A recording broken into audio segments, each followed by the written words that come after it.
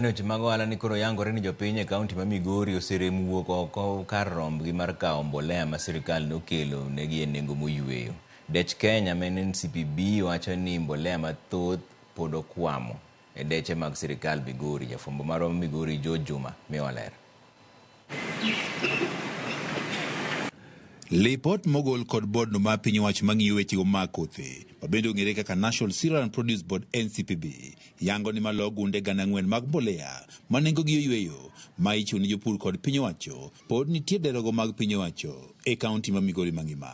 Board ni ma National Cereal and Produce Board wacho ni kwan jopur mathoth e kaunti ma Migori pok owuok oko mar kawo mbolea. The consumption of fertilizer is not very high.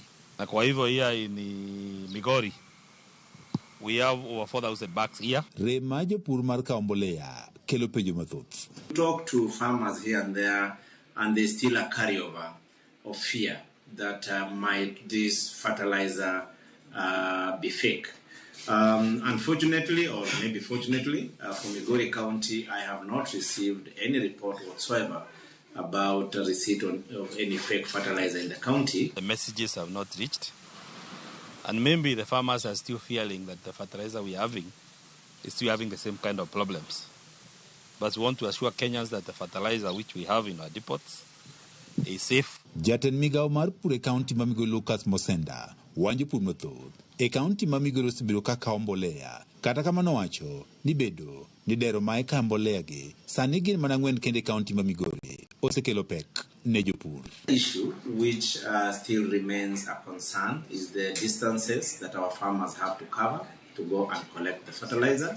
As county governments, we have had very, very elaborate discussions with NCPB with a view to moving the fertilizer from the 4 NCPB stores that we have in the county to other satellites within the county to make it easier and nearer for our farmers to go and pick fertilizer. Piny owacho mar kaunti ma Migori ka otenre kod piny owacho mamalo geto chuogo der mamoko adek e gwego mag Nyatike, Isebania kaachiel kod Rongo mondo mi jopur yot mag kawo mbolea. We'll be opening another center in Nyakweri to serve the areas of Nyatike.